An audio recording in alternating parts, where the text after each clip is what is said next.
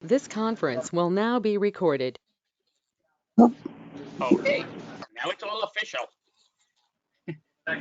So today we actually do have a special guest here.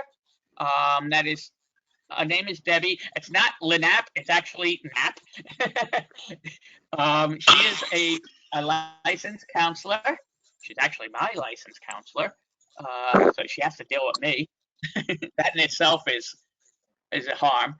But uh, she's going to be just talking a little bit um, you know, about the mental aspect of having a rare disease and actually also dealing with this COVID and like being home and not going crazy.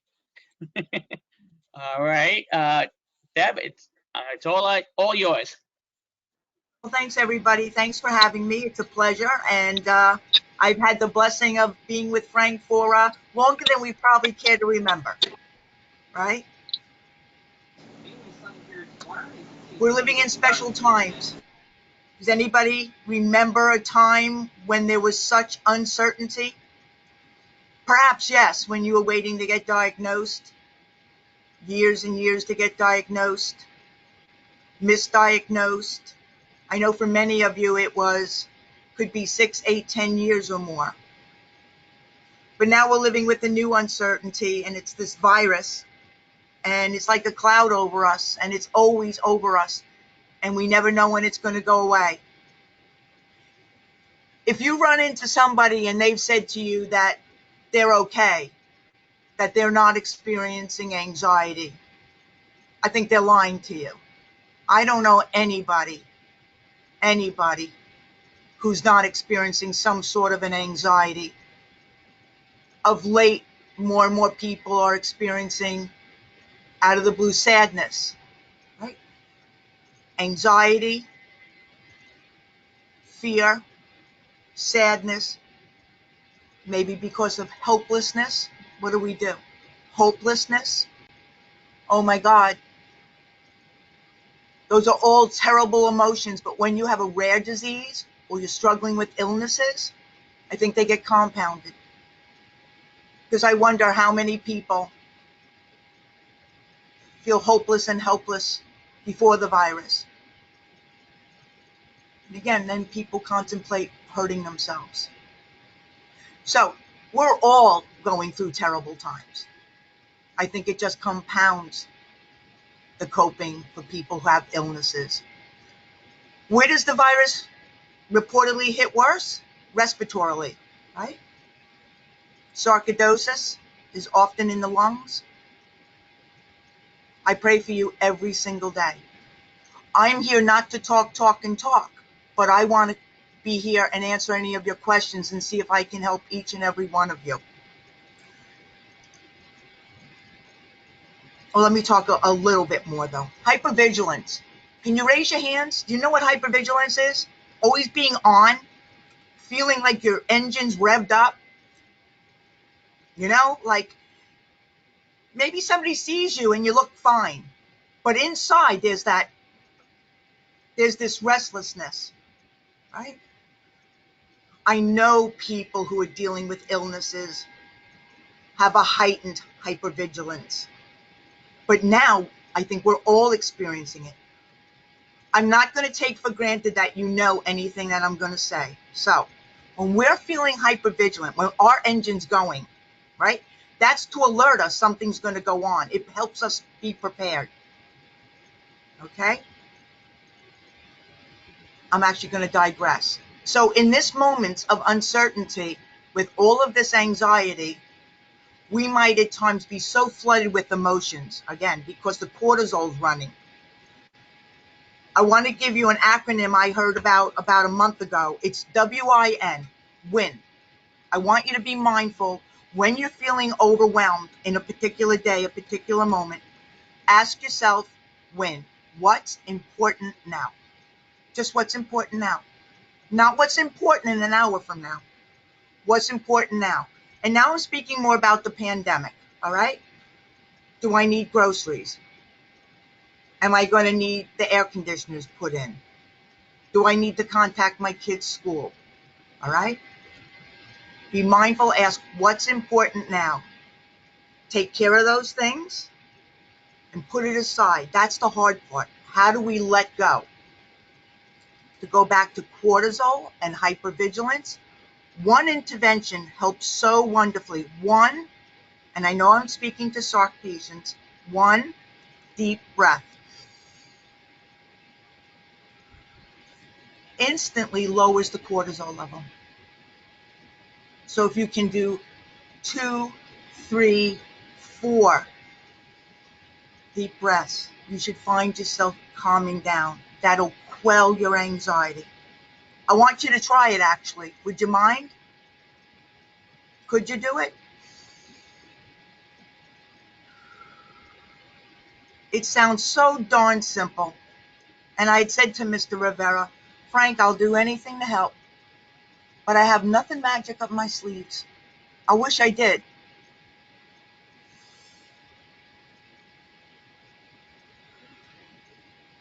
So we breathe.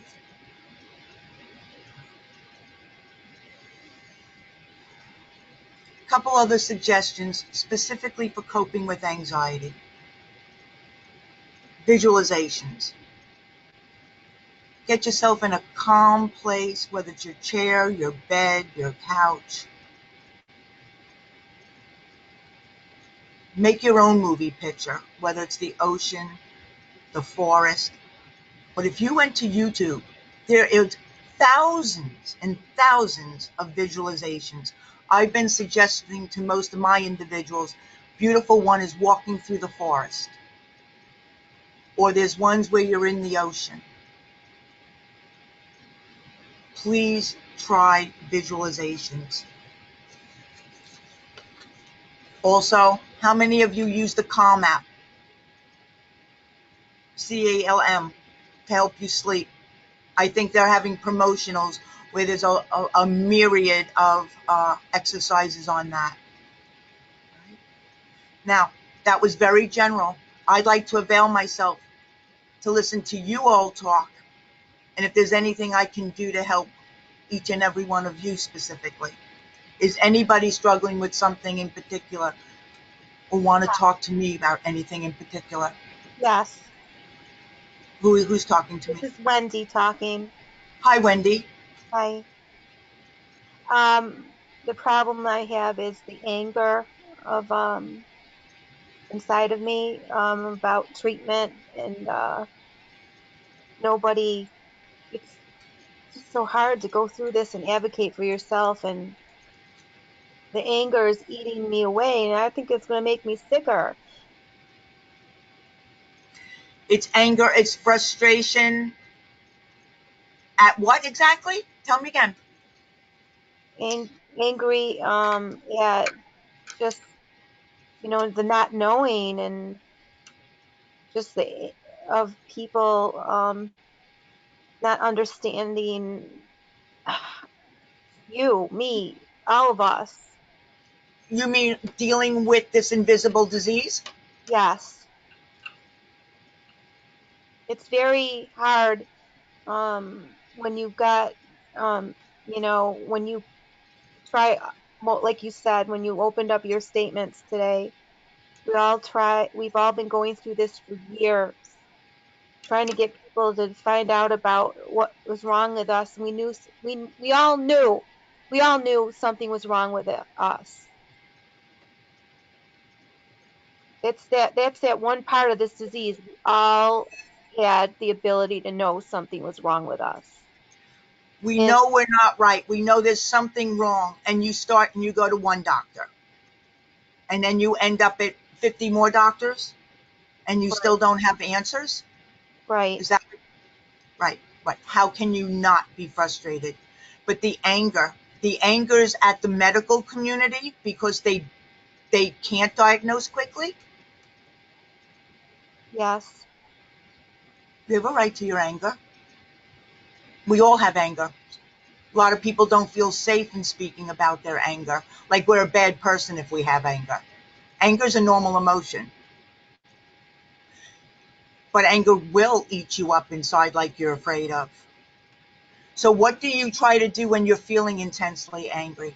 What is it you've learned you can do? Anything? Well, my sister um, came over today, social distancing with our face masks, tried to walk me down the street, and she told me that I should be doing puzzles and meditating. Meditating is excellent, but pretty hard to do when you're feeling really angry. For you, I want you to breathe. But I think for you, I would say you need to talk. Do you have a therapist? Yes, I do. I just got one a month ago, and she's really nice, but my insurance only allows her to see me every other week because I'm now seeing a psychiatrist in her office, and they can't share the time with my insurance. With the anger, you, I think, are so bottled up and you have a right to vent. So, talk therapy, find people. If you want, I can share my number. We can fit in talking a little bit if you'd like to. All right. Anger. Who else here has experienced anger I in do. regard to the anybody else? You? I don't see your name. I apologize to you. Would anybody like to share? Let's look at it this way. Who can give this young lady suggestions on how to deal with her anger? This is Chasta. Hi. So I don't think my anger was more so towards um the the delayed diagnosis or anything like that. I think more so my anger was directed towards just the frustration of being diagnosed with not knowing what's going to happen next or anticipating, if this doesn't work, then, you know, how are we going to fix it if this particular treatment option doesn't go well and all that kind of stuff. So I think my anger was like kind of ongoing and it wasn't directed towards one particular area. But it does help that you have a support system. It Absolutely. does help that you have people, outside of a therapist, somebody who can just be a avenue or an outlet of calmness, maybe to help take your mind. You got to have that one person you can vent to, but you also have to have that one person who can take you out of that element, because if it's all sarcoidosis all the time, all day, you're going to be frustrated. So So we you need have to do things distractions. Right. right. So you need something to distract you from it and to help get your mind off of it. Because if you stay on it all the time and when you overconsume yourself with something, you have no choice but to be anxious about it because it's all you think about. Absolutely. So So that's where once you your find friend something else, recommended puzzles and right, meditation. Right. right. But it sounds like you're stuck in your anger. That's what you're impressing me about. Yes, Yeah. I'm stuck in my anger. I appreciate it, Shasta, what you said. Thank you. You're stuck in your anger. And that can be very debilitating because we know anger will eat you up. Um, are you lying down? Is it you are having great trouble? I can only see you up Yeah, into your I'm eyes. going You have I'm going through terrible withdrawal. you have terrible mobility problems. Right now I'm going through withdrawal because they took me off of most of my medicines except the prednisone because it ended up doing damage to my liver. You must be angry about that too, I can't, it just keeps on right? coming, You're angry about everything, right? keeps on Right? coming, If you the know? illness doesn't kill us, the treatment will, right? That's Sorry. the way that I'm thinking lately. So we're going to reinforce talk is the best for you. You have a right to be angry. So don't stuff it. Find your support group or find that one person who you find you can be very honest with. If you need to splue, but That's only up until a point. And then you've got to bring yourself back home. You've got to find the distractions. Meditation is great if you can get yourself there. Start by deep breathing. But I think first what you need is permission to be angry, and I'm giving you that permission. Everybody else giving her permission to be angry? Would anybody Yes. else like to share on anger? Anybody? Frank, have you ever been angry? Absolutely. Oh yeah. definitely. There's too many times to even count at this point. But after a while, though, like you said, I I let it out and let it go. That's the hard part, though, letting it go. That's the hardest part of everything. You got to push it out. Sometimes it's just you've got to mindfully distract it. You got to get up and change the channel. I heard somebody saying, well, I was watching this on Netflix. I mean, it might sound lame on some hand, but you've got to just get out of the room, do something differently. My biggest concern, you can be angry at what you're telling me. It's when you're angry at yourself. So I'm going to ask you, young lady, do you get angry at you? I'm adjusting it to the gal. I forget her name. Wendy? Yeah, I mean, I get angry when I can't do the things that I want to do. Things are getting, harder for me, as far as mobilization and I have a coordinator and I don't hardly hear from her like every once a month and I keep on telling her the same thing over and over again. And so it's just that everything's going over and over again and it's just I'm angry that maybe I didn't because of the drugs I was on, maybe I didn't explain things good enough. So I got So, upset with myself a lot because I wasn't explaining things maybe so people understood me because I've I had listen, you just got to stop that. All right? Self blame, hating yourself, the one thing each and every human being needs to learn, and I find it to be one of the most difficult lessons, is how to be gentle with ourselves. I totally understand what you're saying. Does that serve you any purpose at all, beating yourself up and saying, well, maybe I didn't communicate it well?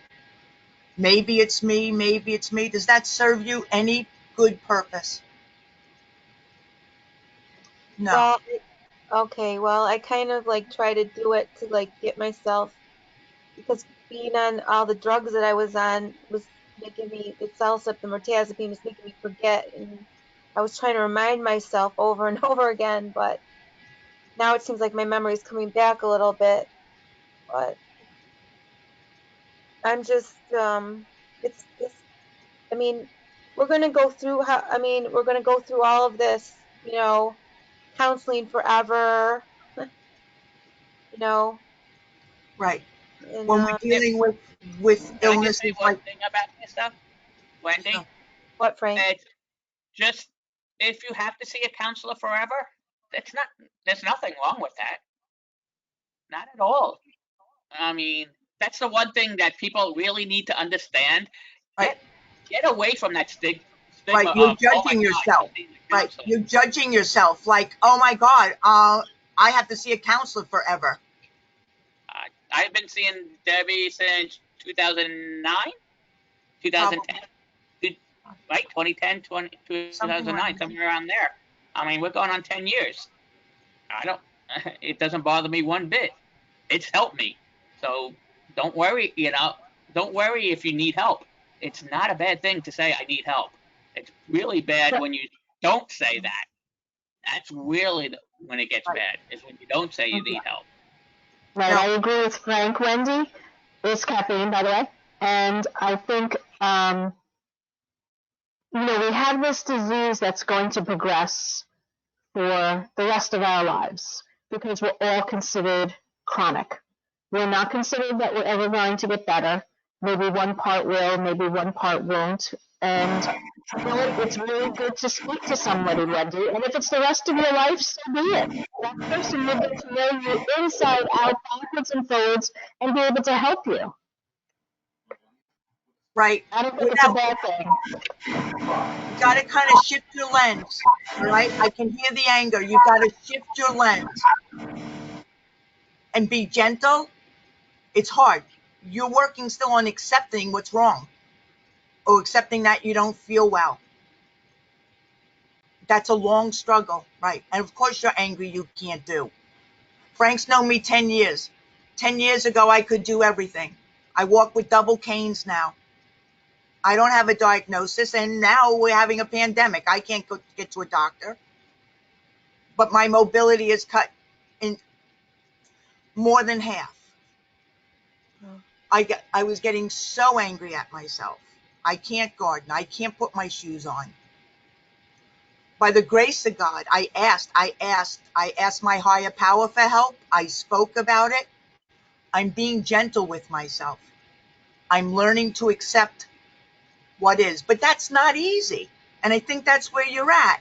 And when I accept where I'm at, I'm more able to accept the help, like a counselor, right?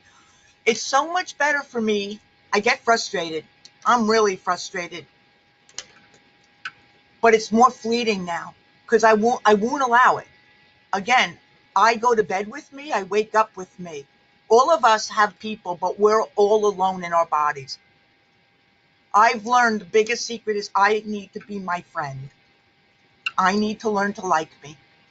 Yes, Frank? So that you have homework, my dear. I want you to contemplate what you can do to begin to like yourself better. And you're not your I'd illness. like myself if I wasn't so angry. You're going to talk to the counselor. Any other suggestions? She's so angry. Right. Were any of you in the place that I'm speaking about? You were so angry, so unaccepting, always mad at yourself because your functionality was so decreased. Wendy, Yeah, I would suggest getting a diary, actually writing it down, The get it journaling, out, the journaling. journal it. Yeah, because I mean, it's once you get it out of your system, Eating and her up. don't feel afraid that you need to bottle it in. You don't have to. I mean, there's times when Right. you have to explode. You have to. Frank, I was exploding too much. But once you explode, you also have to let it go. That's the hard part, I know. But that's where, where Debbie's talking about, trying to figure out what's going to make you happy. Or, I mean, of course, not having this disease, but that's not controllable. What can you control to make make yourself happy? I always say this, and everybody in the room knows it. I always say, this is the new me. This is the new you guys, every one of you. So yeah, you have to accept what is given to you. Once you accept it, But that's the you move on. longest journey. And that's what we're talking about. That's the difficulty. That's the journey. How do we accept? I'll use me. How do I accept that I can't garden? How do I accept that I can't do some basic things? Well, I do have to accept it, but it doesn't come overnight. You need right. self-care. You just gotta begin. So take the journaling, talk to people, get the anger out, or say, this time during the day I'm going to be angry, and then I'm going to do something for me. Hey, I know it And sounds so simple. Go ahead. sorry, Debbie. Wendy, Can anxiety be part of anger? Yes. Because Who asked that? Who asked that? me, Wendy, because I am so worried about a doctor's appointment I have in another week with an immunologist, rare disease specialist here in Rochester, because he talks to me like he doesn't want to hear anything I say. He's so bright, and he just downs me, and I don't agree with his treatment, and I'm afraid for the meeting, so I'm going to have anxiety, and that causes anger. Anger. Another doctor. We don't have. He's the only Right. one in Rochester. Right. You're 'Cause another doctor. you're saying that you feel he speaks down to you. He kind of speaks demeaningly to you. And Yeah. certainly anxiety. When we're anxious, don't we get irritable? Don't often we get irritable? Yes, absolutely. Hey, So there's. Wendy, it's Rebecca. Can you guys hear me? Hi, Rebecca. What happened? Becca, you there? Rebecca. Becky. I think Becca. she Rebecca, you accidentally. there? I think We you lost said you. with your mic. There you go. I think she accidentally hung up for I think something happened. But while she's trying to Yeah. reconnect, Wendy, let me ask you this question: do you enjoy being angry? No, it's What's she horrible. getting out of it? Nothing. Okay, so because here's my thing: the things that we don't like, we let go of. So there's some connection to you and being angry that you enjoy, to where you can't let go of it. You have to find that connection and disconnect from it, because I don't know if the anger gets you some type of attention, or if the anger, like, it has some type of hold on you or something. I don't know what the anger, why you would be angry all the time, because eventually, again, if you're going to become so over I think it's consumed the to prednisone. where you're just not, huh? I think it's the prednisone, you know. That's the only drug that I'm keeps me. again, Dr. Knapp, I'm not licensed or anything like that, but But I you're just hitting don't it. believe that it's the. Are you following me, Dr. Knapp? No, because you're basically different words than what I said. I think I asked her Okay, got you. before. I said to Okay, Wendy, "What are you getting out of this?" Right? yeah, And that's it.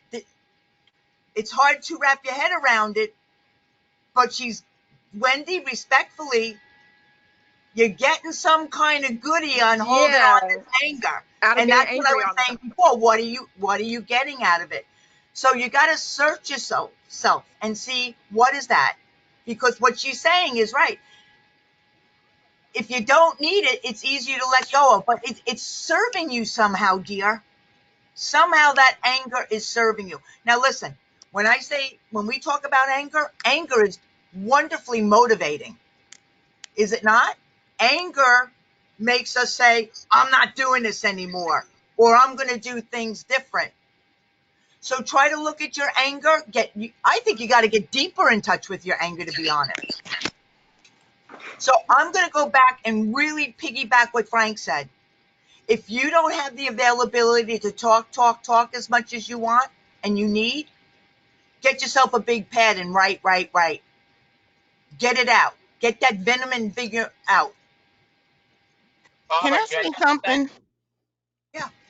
Well, Barbara first. She had a hand up really quick. Okay. Okay.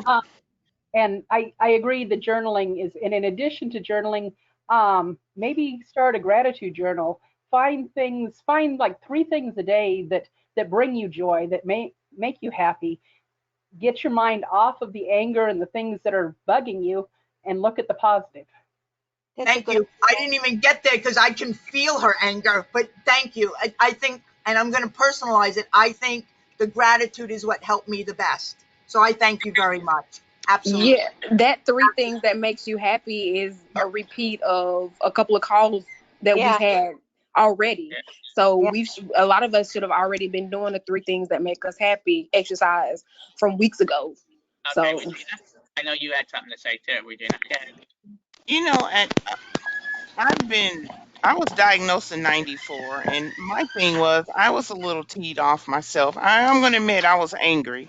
For years, I was angry. And then something happened to me that made me say, you know what? You cannot do anything about this. So let me tell you what I did. I turned my life around and I went to school. I did things that kept me busy. I went to school.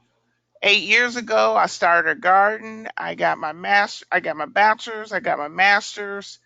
Um, I mean, you gotta hone in to something that you truly, really like to do to help get your mind off of things. I do a lot. I stay busy because if I'm not busy, then I'm going to be in the anger mode, and that's the truth for me. And I can't afford to be that way because I have grandkids that I want to see. I don't want them to see me looking all sad and dumpy and not wanting to do anything. You got to get up and move. You got to get up and say, "Hey, I can do this." Um, just get up and do it. Literally. You're just going to, and it's going to be on your own self to do that, cuz no one can help you do that except for you. You can have assistance like in talking and writing the journals and all that stuff, but it's going to be up to you to get up and do something about your anger, because in the long run, not everybody can help you. You see what I'm saying? So you got to find a hobby or something. Like I'm going to tell you right now, I garden, and let me tell you what, it is the best piece of therapy I could have ever figured out for myself. And I have some mobility issues as well too. But I get out there and I push myself. I love gardening. The other thing I do is I picked up an art project. I started doing an art project. I'm telling you, I don't know anything about art, but I found out that I love it. You got to do something to help you get out of that mode of being anger. And to combat anger, you got to be positive. You got to do something positive. And every time that you do something positive, you're going to start feeling better and better and better and better and better. And let me tell you, this past year, I was frustrated with the insurance company. That was enough to make me angry. But guess what? I kept pushing through all of that. I finally got my Remicade. I'm on Remicade, and let me tell you what, it's the best thing that's ever happened to me. That's what I'm But gonna say, Dina, because they just took me off the Cellsep. so what's Cellsep? It's a Remicade too? No, Cellsep was just an oral drug, but it caused problems to my liver with Yeah, amortazepine. arthritis. Okay, But gotcha. I really want to know about that. I The want to know. Remicade. Yeah, And I'm telling you what, it's something you're gonna have to talk with your doctor about. Talk with your doctor my with when. doctor told me I'm going to go through hell for a year. That's what he told me. And as far as that doctor that you're talking about that makes you angry, can I suggest you get a new one and someone that's going to truly understand what it is that you need and what you want? Because if you don't have a doctor that's working for you, then it's not going to work, and then you're going to always be angry. Mm. Um, So that was a I'm serious. Well, I found yeah, my yeah, doctor. yeah. I understand that, but I'm having a big issue with that. That's causing a lot of my anger. Is that I get denial notices constantly for doctors that say they can't help me because they aren't equipped to help with sarcoid. okay, Wendy, here's what I'm going to do. Get I'm going to get you in touch with a sarcoidosis specialist, and they could they what I'm going to ask that specialist to do is actually talk to your doctor, and I know Can I they talk to will, you guys? and they will contact your doctor. So let me work on that. Give me a day or two, and then I will have him or her, whoever answers first, um, get in touch with you first, and then discuss your issues with that person, and then that person will be able to help you talk to the doctor, either what to say or actually talk to the doctor themselves. Because there are some sarcoidosis doctors that will do that, even though you're not in your area. They just care about you and care about a sarcoidosis patient and making Can sure I it's say done something? right. Can you guys Yeah, hear me? yeah. Go It's ahead, Rebecca. Rebecca. Wendy, I wanted to tell you there's a couple good, really good doctors in Syracuse, sarcoidosis doctors. I am leaving to Cincinnati to a special doctor there because I have a very rare form of a immune deficiency hemoglobin. I've been going through plasma treatment for IgG right now, and it's making it worse. I have an IgA genetic immune deficiency disorder, which caused my sarcoidosis. So I went to Cleveland Clinic.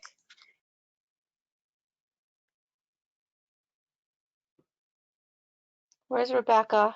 Rebecca. Now I'm going to Cincinnati. I had a nice long discussion with Mark Judson, sarcoid. Well, you know what? He's been taken off my list. And he knows that I'm not happy at all with his practice. He knows I will not go on medication at all. I will never do another prednisone because when you have a genetic immune deficiency disorder, that means you already have a weak immune system. So when you suppress it even more, you're a candidate for a lot of major illnesses, which I did go through. I had streptococcal, I had pneumonia. I still have streptococcal in my blood. I'm not happy with my immunologist. So after Cincinnati,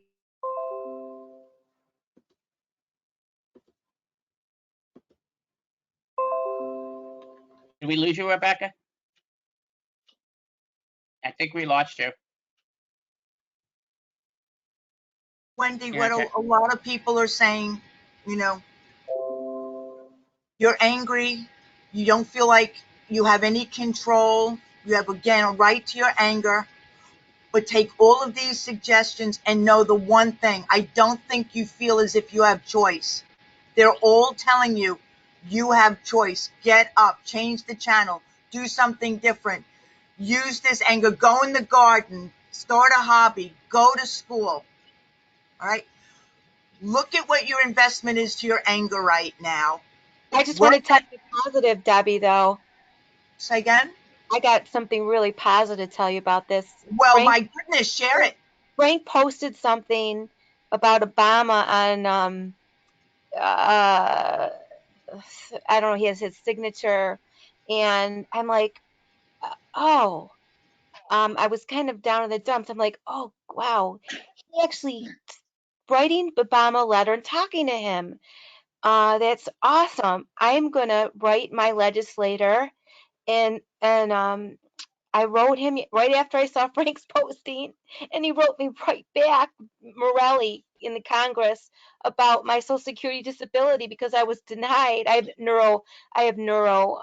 have systemic. I've got a lot of parts of my body that have um, the sarcoid in it, and he got right back to me, and well, I was like, oh my gosh, it's amazing. That's awesome. That Thank you for really is. sharing that. Now do more things and you'll feel better. That's what people are telling you. And I know it's hard to get started. It is darn hard to get started. You got to work with this. This Um, is your greatest tool. It's your worst enemy and your greatest friend, right? yep. I mean, the way I look at it, even if you make one goal for the day and you hit that one goal, and it doesn't have to be something big. I mean, it could be get out of bed and made myself breakfast or made myself lunch. Be happy that you did that because I mean, take it step by step. It doesn't have to be huge things. Just make a written list. I always say write it down because if you just keep it in your mind, it's a lot better when you can check it off, when you can actually see that you're checking it off. I think that really helps your mind a lot. I don't know. That's just No, it I think does. of it. Every So time you check something off, no matter how small or how big that goal is, it's going to nourish your ego. It's going to yep, make you feel better. Tiny steps. You don't want to get out of bed for a week? I'm just getting out of bed and I'm taking a shower. Get out. You might be exhausted, but you go, I did it. The next time you don't feel like doing something, your mind, your brain remembers you did something. We're trying to get you to feel better. Unfortunately, you've got to take responsibility for doing that. Okay. Somebody had said nobody can do it for you. Unfortunately, that's the truth. yeah, and I'm You gonna got to have to work on, are you worth doing that? And I don't think you feel you are. So you got work to do. Stay with your counselor and you keep me posted, all right? Okay. Thank you All so right. much, Debbie.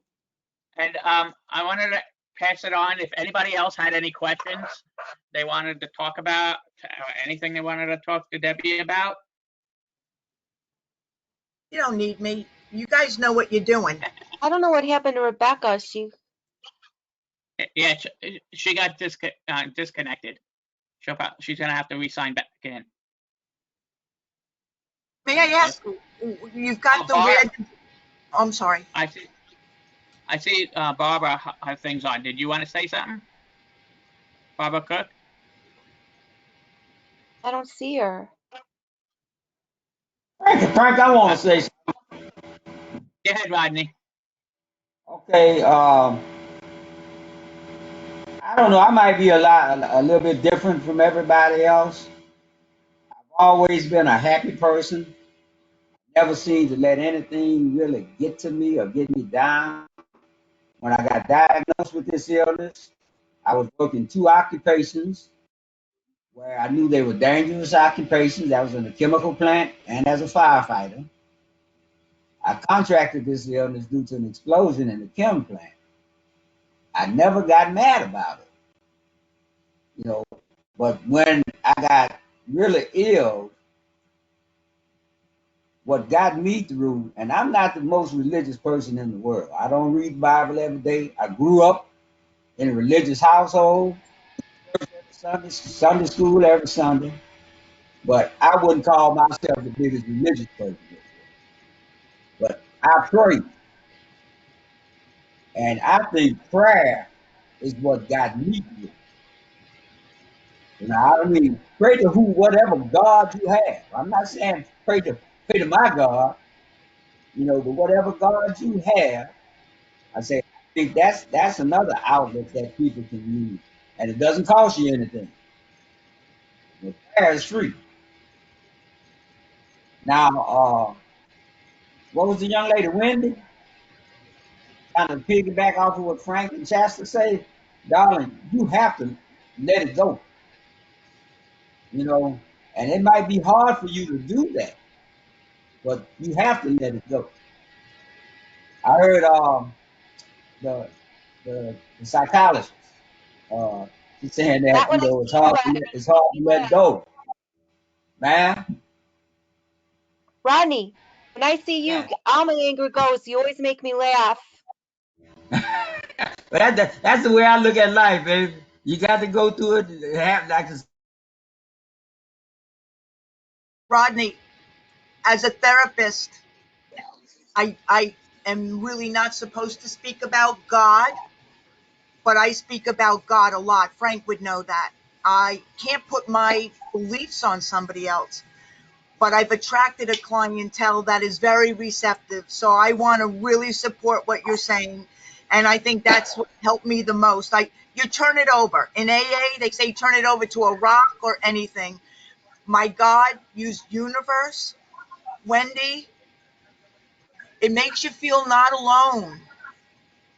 I can, I'm sorry, but I feel how alone you are. If you can cultivate some sort of a spiritual network, all right, within yourself, talk to the universe, talk to God, tell him, them what you need, and then listen. I can't be preachy. I don't mean to be, but I will tell you, And I've if I seen can, miracles in my life. if I I've can seen kind of miracles. piggyback off of what Rodney was saying, Yep. if you follow me, I come up with all kind of stuff to say. And I can't remember exactly verbatim what the quote said, but when you're holding on to stuff, sometimes it's killing you to hold on to it. Sometimes you just need to let it go so you can just free your own self. Okay, A lot of stuff is we know that. How do we do it? How do we do it? I think it's a personal journey you have to take. That's it. It's a personal journey. Nobody can let go for you. You have to do it for yourself. And that journey often is very exhausting. It's very pain wrenching. These journeys, these life journeys we're on, I think our life journeys all about learning how to be our best version and how to take care of ourselves. You have more to take care of. You're all struggling with a disease, a chronic disease. All right. But in this journey, on these daily paths, that's where you're going to learn all about you, Wendy. You're going to learn what you need and what you don't need. You're going to learn what you need to hold and what you need to throw away. You got some work to do. Go ahead. That, but isn't our journey hard enough? Yeah, So I just said it's go hard on, enough. go onto it. That's why I'm. That's my thought of like, try to there's got to be something that makes everybody happy. With so why keep on the journey of being upset? Or I know it, like you said, it is hard. It's hard to get out of that thing, but isn't it even harder to keep it? To hold on to it, not let go, and let this old fester will make you sicker. It will definitely. There's research, absolutely. You got to get yourself to the point, Wendy, where you decide you're worth more than what you're going through right now. things you can't change and there's things you can change. Hmm. Get I on don't with it. know. I I don't know if challenge people. you. Get on with it. I don't know if y'all have seen the picture that was floating around social media at one point. It was a horse that was tied to a chair. Mm-mm. So, and the thing, I think the words on it said something about sometimes it's not what you're holding on to, but it's what's holding on to you. And it was just a horse tied to a plastic lawn chair. So, who Ah, really has the power? correct. Mm. Yeah. You have to ask yourself that, who really has the power? And I know sometimes when the doctor tells you, this is not going to do this or this is not going to work or that and all that kind of stuff like that, sometimes you just have to get to the point where you're just like, okay, you can either accept what he says or you don't have to. Right, The I've been there doctor, since child. Oops, sorry. Go ahead. yeah, so you don't always have to accept what the doctor says. The doctor is there for a reason. I always say he gives you the diagnosis, but on the terms of the religious, God gives a prognosis. So the doctor's there to do what he's supposed to do. He's going to tell you what he feels scientifically is going to happen. But you have to believe in your heart and you have to have faith that it can change. So that's just my 2 cents.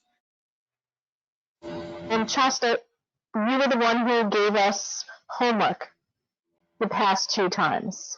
And Yeah, I know I I was was. sick the last time, so that's why I don't know if anybody's watching the chat, but I definitely put up dance party. I told Mary and then Bob over there and Juanita, I think it was, or somebody that you need to Hmm. bring your own BYOB. Okay, so Wendy, you really, there's got to be one happy. I don't know. Is there a happy song from your childhood, or your teenagehood or prom? I don't care what it is. Just put it on so loud that you can't even think. Yep. And Chester, that's definitely what I did this week. I mean, I still feel like crap, but inside, you still felt a little bit better, Yep. So it's definitely important, and that's something that she was trying to teach each one of us for the past few weeks is that you need to find that one little spot, because you're always going to be knocked down, Wendy. I'm really sorry. This disease, and I think everybody here can agree, just when you think you got it under control or your medication under control, what happens, guys? Are you a whack-a-mole or what? Because I Hmm. feel like a whack-a-mole. Every time I stick my head out, it goes bam, and Yeah. she's gone. Yeah. Look at everybody's like, oh yeah. And to piggyback off of that, that's another reason why I said that, because and part of that assignment was it takes 21 days to make or break a habit. And if Mm-hmm. you tell yourself something every day that you like about yourself, or you tell yourself something every day, that you want to do or you don't want to do, then that's what it is. It takes 21 days to make or break a habit. So Thank you. if Wendy, you tell I got yourself 21 every day that days. I can do this, then in day number 22, it's gonna become easy. It's not gonna, you have to put it in your mind to do it. And I remember Wendy's response when I said that about the dance party. Wendy was not happy about that at all. But I guarantee you, if you let your guard down just a little bit and you find that 13-year-old self again, then I promise you, something in you will switch. It'll be a change in a heartbeat. And that's very Well, true. I'm back, y'all. The coronavirus came and got me, but I got loose. But look, Oh God, um, Rodney. yeah, I feel as though you have to find a happy place. And as I told you all last week or a couple of weeks ago, how just binge watching CNN and MSNBC and Fox News, and all that news, I found myself getting kind of depressed, which I don't normally do. And what I did, I started binge watching the Beverly Hillbillies. Took me to the happiest, one of the most happiest places in my life. But my grandfather, I used to sit at my grandfather's feet and watch the Beverly Hillbillies, and he would laugh at Granny and Jed and Jethro until he was crying. So I ended up watching the Beverly Hillbillies for almost 2 weeks straight. You know, but you have to find that happy place in your life, and that will help you to cope with a lot of that stress. Thanks, Rodney. One thing I would add about helping to let go is learn to forgive. Forgive yourself for the things that you can't do anymore. Forgive your doctors for being idiots, because sometimes doctors are idiots. But just forgive, because stress kills. I mean, this stress just makes this disease so much worse. Well, Yes, you're full of everything, gratitude and forgiveness. God bless you. You're right on the money. You know, Wendy, we had an old saying at the chemical plant that pressure will bust a steel pipe, and if you let too much pressure build up, you know that's really not good for you. Pressure And I will want you, either bust you up or it will make a diamond. You better come out shining bright, baby. I want you to look. Shut up. I Excuse me, got you. 21 days, okay? Give me Wendy, I got 21 days. Wendy, I want you to look up a song. It's called "Hold On, Help Is on the Way." It's a spiritual. Play that song, listen to it, and play it, and see if that will uplift you. Wait a minute, you're gonna have to repeat that because my memory stinks. Can you, Tell her, Chance, I'm gonna go let the dog out. yeah, Okay, there's a song called Hold On, Help Is on the Way. write it in, if you can you write it in the chat? Oh, yeah, I'll do that. And I wanted to say hi to Bjork. I guess that's your name, Bjork. You don't have your microphone on yet, but did you want to say hi? Hi. Hello. Hello. And who's this? Hello. I'm from Norway. Hi. Hi. I'm glad Hi, you hi. here. I'm just listening. I have sarcoidosis for 30 years. So I just want to hear what you are talking about. Welcome aboard. Thank you for coming. I know it's Yes, late thank there. you. So soon morning. 2 in the morning. Ooh. Well, thank you for coming on. We actually, I was going to let everybody know that there are a couple of people from over in Europe that actually have contacted me. So I'm thinking about having an extra early meeting, so the people that are in Europe will be able to join in at a normal time. So Bjorg, Yes. I would definitely keep in touch with you and let you know also.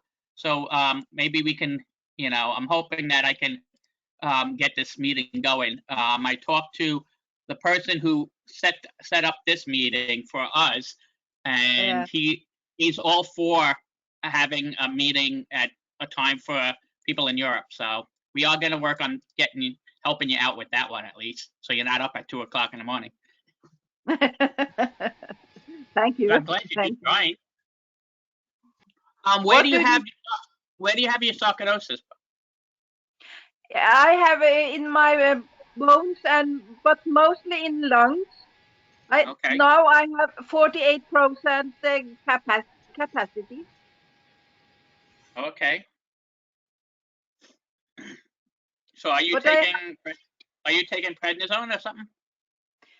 no, I should have, but I will wait a little because I have taken before and it's not good for me. Okay. Yeah. So I have been thinking about the food all the time these 30 years, and but now I don't have any more energy. Okay. Then I shall start in prednisolone. Okay. Yeah. Yeah, I know. Well, prednisone, you know, of course, I'm sure you know, since you've been dealing with sarcoidosis for a while, is not always the best No. remedy, but sometimes it's a necessary remedy. I Yes. only take it when I absolutely have to at this point. But Yes. I do I want to welcome you to our room, and I'm so glad that you did come in. yes. I too. Me too. And so you know, we have Debbie here. She is a licensed counselor. If you had any questions for her before she leaves us. No, I just couldn't sleep, and I tried once more before, but I must think about what I will ask about, if you understand. Okay. Yes. Yes. And next on Thursday, we're also going to have a life coach that's going to be Okay. here. So if you want to join us, I mean next Tuesday, we're having Next. a life coach. So if it's the same time as this one. So if you Yes. have any questions, you can write it down and then let us know. Yes. I will. I will. I do. Okay. Thank you. Thank you. Thank you You too. again. And You anybody too. else have any questions for Debbie before she leaves us? Or instead of Yeah, Trina. questions, thoughts. I want to thank you all. Blessings, Trina, I gratitude. see that you wanted to Thank say you. something. Yes, I do have a question for you. I want to know how can I reprogram my thoughts? And what I mean by that, I'm still a full-time employee. Right now, I'm teleworking from home. With this pandemic going on, I was asked when can they expect me back in the office physically? I'm working closely with my primary physicians. There's two, and we're trying to appease the situation. However, I know at some point I work for state government, I'm gonna have to go back. How can I reprogram myself and think in positive thoughts so I can have a positive outcome relating to this pandemic and the possibility of me being able to contract this illness in conjunction with having a rare disease, sarcoidosis? You're simply asking, how do I have the courage to go back to work knowing I'm susceptible, right? Yes, How do I get rid yes. of all of that chatter in my head? Mm-hmm. The first thing that comes to mind is using your mind, and you've got to act as if, like you you've got to put whatever's in place to make yourself feel as safe as possible. You're going to have things in place in your work office. I mean, the masks and social distancing. But then when it comes to up here, I think it's a matter of, unfortunately, trying to convince yourself you're acting as if you're healthy, you're safety. And whenever those negative thoughts, damn it, we got to tell them, shut up. We got to push them out. And we got to get through those moments and those days. There's nothing magic about it. That's one of the most difficult things for us all to manage. How do we get rid of those negativities that I can't do this? I'm not going to make it. It's the brain is strong. So it's just, unfortunately, you take control. I use the word mindfulness. It's a fancy word for paying attention. Pay attention to what's going on in there. Use your own power and control, because I can tell you know you got it. And say, I got this. Use the affirmations. I got this. I'm okay. I'm okay. You get through the first day, get through the second day, or get through the first hour. And like we were telling Wendy, try little things and it starts to feel better. And hopefully it'll bring your anxiety down. But follow all the precautions. You'll know with your primary, with your doctors, when it seems best. I have a couple of private clients that are going through this. And their anxiety's through the roof. They're first responders in like nursing homes. Their anxiety, and that's what they're doing, using their affirmations, acting as if, I got this. We're trying to convince ourselves we'll be okay. We really Okay. don't know. It's really tough. Thank you. No, thank you. I just wanted to interrupt Dan. I see that you came into the room. Welcome to the room. Can you just tell us a little bit about yourself? Yes, I'm a 35-year-old guy. I'm married. I have two young boys. One's 1 year old, one's 3. I was diagnosed supposedly in April after a couple of scans and a spleen biopsy. I have lesions on my spleen, liver, kidneys, and a couple of small spots on my lungs. And I'm really hoping that they are, in fact, ruling out lymphoma. They say that it's not cancer, but I'm just praying. Thank you for having me. Oh, no problem. Where are you from? I'm from around St. Louis, Missouri. Oh, okay. Well, welcome aboard. Thank you for coming. I do appreciate it. Thank you. Today, as you can see, we have Debbie here. She's a licensed counselor. Either asking questions, or if you wanted to put out a statement or anything. And if you don't, you just want to listen, that's fine too. It's up to you. But welcome aboard. Thank you. I guess one thing I do want to ask really quickly, so I don't take much time, is what can I do at my next doctor's follow-up to make sure I'm getting the care that I need to approach this the right way? I feel like I'm stuck in the middle of not knowing what's wrong with me. Okay. What I could do is, are you on Facebook at all? I am, yes. All right. We have that. We have a room here for the. I don't know if you joined it already. The group. What is it? The official name for it? I always forget that. Sarcoidosis National Online Support Group. Yeah, there you go. Yeah, it's a long name. What I'm gonna do is I'm gonna copy and paste it into the chat box that we have here. Regina just did it. Oh, she did that. She beat me. Good. Join that link. And when do you go to see your doctor? When do you go? I go for a CT scan on the 28th, and then I follow up with the doctor on the 5th.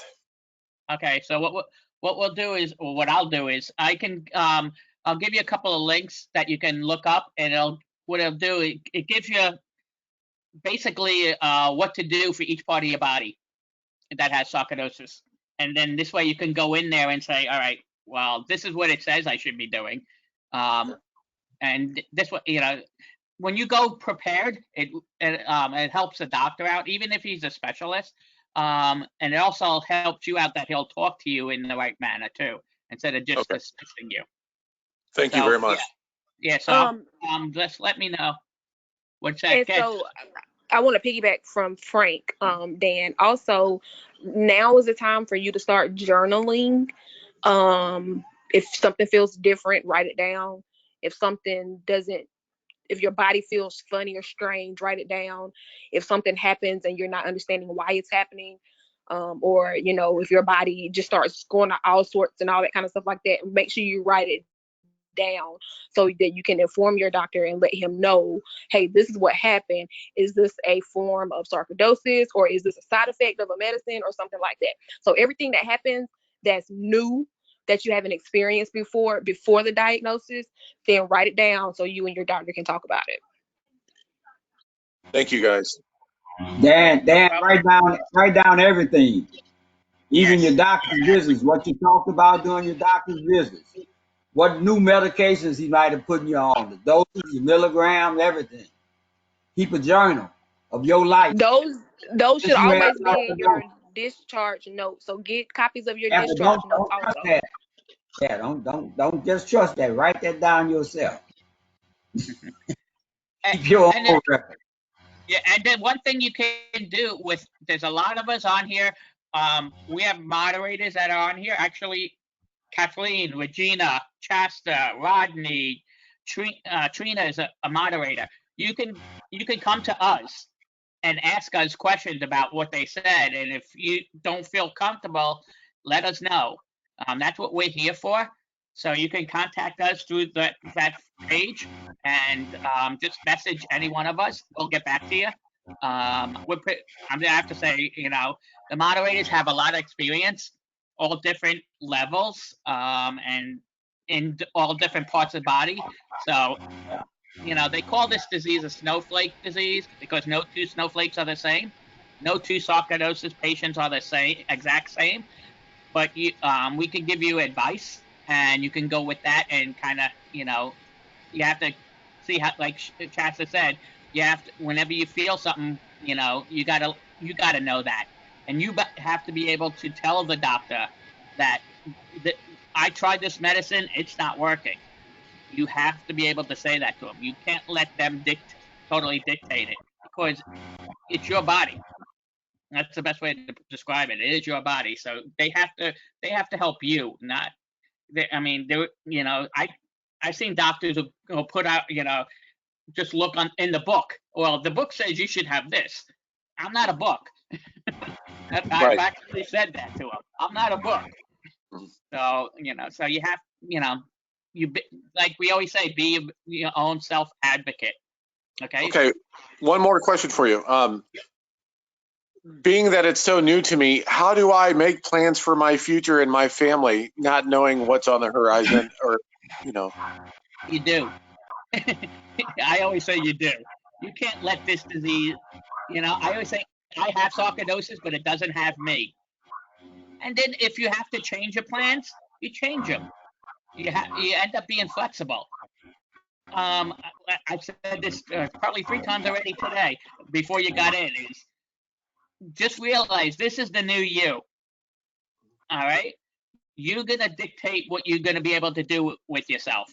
Your body's going to, yeah, of course, it's going to say yes or no, but it's up to you. What, you know, if you want to go out somewhere, set that goal. Set that goal to do it. You know, I mean, like we were talking to Wendy, it's just goals you need to just have to do. You just got to set it. Don't let this run your life. Because if you do that, after a while, you end up giving up. Go ahead, Mary. I know you have to say something. Yeah, I was gonna say that a lot of times when you first get diagnosed, or if you're in the process of diagnosing, you do a lot of research and you start reading a lot, and that can scare the crap out of you. And you start going down that rabbit hole, and you need to take a break. You need to get a balance of the valuable information that you need to have, but then you need to walk away from it sometimes. Like, make notes. I always go in with a list of questions for my doctor. I put it in my phone under notes. What are my questions for this appointment? But just be careful when you first start off, because it can be terrifying. And it's not. We are all an example of that. And a lot of times, just be careful what you read. And my suggestion is similar to Frank. Check in with the groups on Facebook or wherever with other people who have had this, because we can give you more real life experience. And if you're, you know, that would be my recommendation, is just try not to get too scared, but be informed. Yeah. And like you said, Also, go ahead, Chester. yeah, also, Dan, as a background, I was diagnosed my freshman year of college. So I really didn't have an adulthood until after 2 suicide attempts, after a bout with depression. So then I tell people, after all of that was over, that's when I started living. You have to make up in your mind that if it's something that I want to do, go do it. Don't try to always, well, I got to plan this because I don't know what sarcoidosis is going to do, or I can't do this because sarcoidosis might act crazy. No, go live your life. And when you get, like I can't remember somebody on this one day, I said, when you get tired, you lay down, you rest, and then you get back up and you start right back over again. So you can't really plan for everyday life, because you don't ever know what's going to happen. So you have to treat the sarcoidosis like the same exact way. Just keep living your life. And when sarcoidosis tries to get in the way, you make the necessary adjustments and then you move forward. Thank you, guys. Do any of you have like body pain? Is that normal too? Is that part of this? Always. Yeah, every day of my life. Yeah. You'll have, I must unfortunately, say, you'll have that. You'll have fatigue. Yes. Okay, Trina. This is Trina talking. Welcome, Dan. We're family now. keep you a bag of Epsom salt and some green rubbing alcohol if you can get your hands on it. For me, it works when I take hot baths. You can feel the pain being alleviated almost within the first 30 minutes. It helps. Yeah, that and another thing, my doctor actually told me this, and I tell a lot of people this: fighting this disease is 90% in your mind. A lot of people think it's 90% physical. No, it's your mind. It's the, the, and listen to your body is the other thing I would say. Is like she said, if you don't feel good, tell people you don't feel good, and then take a rest. But then when you feel good, go out and do something. Make a day of it. Make an hour if you only can, but do something. Because if you sit and wallow, believe me, it'll take over. Unfortunately, that's something that I always tell everybody is that you really got to work on the thinking part of it, and try to take everything as positive as you can. I already have the anxiety and the depression, guys. So it's going to be a tough piece, but maybe with support, I'll be able to pull myself together here and provide for my family again. Hey, got you. Dan. Don't be afraid to ask for a counselor too. Dad, Regina. Dan, do you have a hobby? Maybe you might want to find a hobby or something that you like to do, and try that. That's a good form of therapy, honestly, because I do that myself. Just find something that you really truly like to do, and it doesn't have to be anything physical or anything like that, but just find something that you like to do and you would want to do, and try it out and see how it works for you. It's therapy. I garden. Gardening is my therapy. I started I'm in my 8th year gardening, and let me tell you what, it has made a world of difference for me.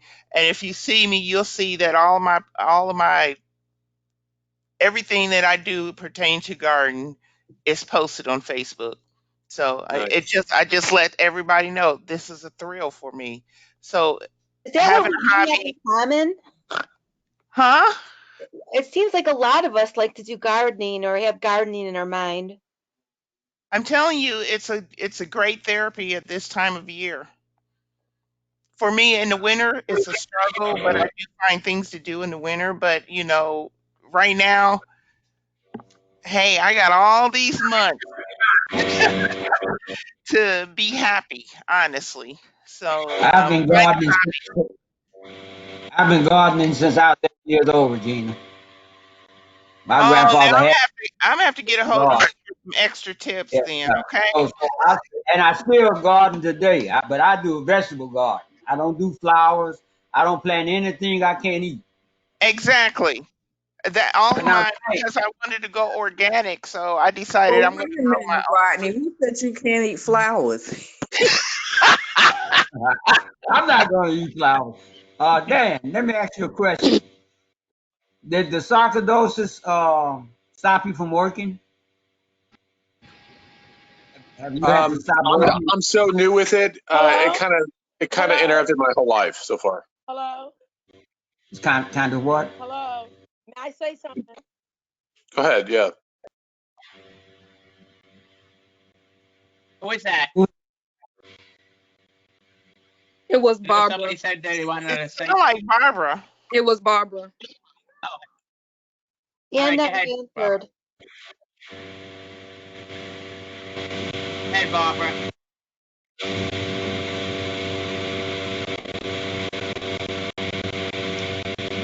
Can everybody mute their microphones, please? All right, Barbara, are you Hey, available? Barbara. She must have left, Frank. Something happened. Yeah, we can't hear you, Barbara, for some reason. Still talking, but we can see her. Try typing into the chat window quickly. But Dan, go ahead and finish. Are you Yes, it's working? Barbara Cook. I was asking Dan, was he still I've working? been listening. Right now, I'm not. I've been consumed in my head There's and a lot of stuff. reading Hold too on, much hold on on, Google. Dan. Hold on, Dan.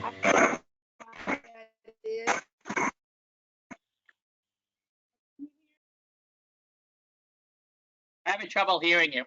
Yeah, we're having trouble. She's coming in and out. Something's going on. Something else I wanted to share with you, Dan, that just try to pace yourself, because most rare diseases, it takes years to get a proper diagnosis. The average amount of years, I think, is like 7 years to get a proper diagnosis. So just pace yourself. I mean, you want to know everything, and just be aware that you might not get a lot of information. So just try to balance that out in your head. What I want to say to you, Dan, is it looks like you're letting, because you're not able to work and provide that living that you want to for your family, you're letting that get you down. But no, take this from a man, man to man. Take this from a man who working 2 full-time jobs when this hit me. I had to let it will work out, man, in the end. It will work out. Young man, you were just diagnosed in April? Right. What was the first thing that you felt, sir? I'm feeling back pain. I always thought maybe it was Now, some sort of cancer. sir, I apologize. What was the first feeling, emotion? Um, absolutely scared out of my mind. Oh, I could see that. What is it like for you knowing that this is here for you? This forum? If this is what I truly have and not lymphoma, I am blessed to be here. Okay. All right. I can see the fear in your eyes. I can feel your energy. I don't mean to put off any negative anxiety, but No. That's normal. It is normal to Yeah. have that feeling. Right. And you said you have 2 small children? How old? 1 and 3. Right. 1 and 3. Right. Listen and take heed to everything that these fine folks have said to you. Everything. Don't Google everything. Write things down. Make plans. Make plans. You can see you're a young man and you're scared to death. Use these people. Use these forums. Use them. Again, we're all watching each other. I'm trained to watch faces and eyes. Again, you're Yeah. all palatable to me, but I'm feeling you so strong, sir, like you're a deer in a headlight, and they get it. Yep. Did you hear them suggest, if you don't have a counselor, get a counselor to talk to? Okay. And no All matter right? no matter what the disease is, I would definitely get one, because that way you can clear your head. Because that's one thing you're gonna need to do is clear your head. Right. I know, like, for me, I don't know, same for a lot of people, is a fear of the unknown, of not knowing what you have. It actually is worse than actually knowing at a lot of Mhm. times. So once you get past that, then you can set your goals. But for, like I was saying, don't be afraid to do things. Don't let this run your life. You know, you have And you so can much you do a can lot, still do. Jacqueline. And also, just so you know, since you're in the room now, you got all these people here that are going to back you up. Every one of these will gladly talk to you. All right? And don't be afraid to talk to They're them. all waving to you. They're all waving to you. Wait, look, everybody's waving to you. And don't be Dan, afraid to talk to any one of us. Any one of us will help. Will definitely put our hands out and help you. So you're not alone anymore. And Ruth was Dan, in there. take this with you. Know that you're not alone. Embrace every moment, every minute. Do what you can when you can. Digress from stressing. Just live. No life on purpose. God bless. Exactly. Yes. Hallelujah. Yes. That's a status update. Go ahead, girl. What are you feeling right now, sir? Hope. Yes. Once you And hear, So Dan, if you really quick, if you hear Dan, some of these stories, say that Dan, one more time. hold on. Yeah. Good chat. So, Dan, you and I are around the same age. You're 35. I just turned 34. So, you and I are kind of like at that millennial stage where we're supposed to be at the peak of our lives, and we're supposed to be living our best life, and we're supposed to be lit every other weekend and all that good stuff. So I'm here if you ever need, somebody to talk to who can identify socially and physically with you, and everything like that. So I'm a phone call away. I tell anybody, you can call me, you can click, all that kind of stuff like that, and everything. You know what, Kathleen? But Shasta, I beg to differ from you. yeah, I'm only 30 years older than you. want to reach out. You all you all here. So anytime you want to reach out, I'm just literally just a click, a phone. How do I get in touch with all of you, or those that are interested? I'm on Facebook. I just inboxed you my phone number, Dan. This is Rodney. Okay. I just gave you my website on the chat. Okay. And in my website is my phone number is right in there. I mean, thank you. So many people have my phone number. You can call me anytime. Same with Rodney and Chas. All of us. There's so many of us that you can talk to at any time. I mean, I get calls sometimes at 11 o'clock at night. Frank, you know I'm getting tired of you recommending me and volunteering me for stuff. I get people calling me at 2:00 in the morning. Well, Frank Dan, you're on said. Facebook? We just kidding, man. We just kidding. No, and thank you, Frank and Rodney Rodney. and I are a partner in crime. No, Frank totally recommended Rodney. I also thought of you there for the other thing that I contacted you about for the rare rare on the road. So hopefully we'll get you in on that. All right. Frank, Rodney and Frank. I chatted with you, Frank. Sidekick. Frank, It's I time for us chatted to with wrap you it up, about something. Look at that chat.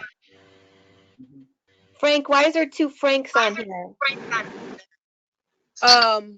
If we have two Franks, then one of his platforms probably went out. Yeah, we do got two Franks. I signed up on the phone because my volume thing, audio wasn't working, so I can still hear you on the phone. Well, awesome. We're 4 minutes over on our time. So Dan, are you going to join us on Tuesday at our next support group? Yeah, Tuesday we're having another meeting. Oh, yeah. What time? At 7 Eastern. So for you, it's what, 6? 6, yeah. You're an hour behind, yeah. So it's 6. We're gonna have 3 a month until, at least for the time being, while we're having since everybody's getting stuck at home anyway, might as well talk to each other. Chef. But, you know. Yes, what can I do for you, Rodney? Does Jackie have a support group in St. Louis? No. So Jackie, they disbanded that group. And I need to talk to you about that anyway. St. Louis no longer has a support group, but I can put him in touch with Jackie because I think she's still doing stuff. So yeah, Dan, I'll reach out to me, Dan. there's a young lady, Jackie Poudre. She's in the St. Louis area also, and she's a sarcoidosis advocate. Okay, I think that's who sent me here. Okay. Okay. Well, I hate to break us up here, but we're 6 minutes past our time already. Time flies when you're having fun. Thank you, Debbie. Yes, thank you, Debbie, for stopping in and I helping stopped people in. out. I kind of want to come back just to listen, and I like the energy here. I like the camaraderie. And Thank you, Miss Debbie. I'm putting faces to all the names that Frank confidentially discloses to me. Thank you, Debbie. Now, my name is my non-governmental name, so don't give it to anybody. What? I say my name is not my government name, so don't give it to anybody. Give me a call. All right. Be safe, guys. Bye. All right. Bye-bye. Bye, everybody. Be blessed. Everybody. Bye. Bye-bye. Thank you, Debbie.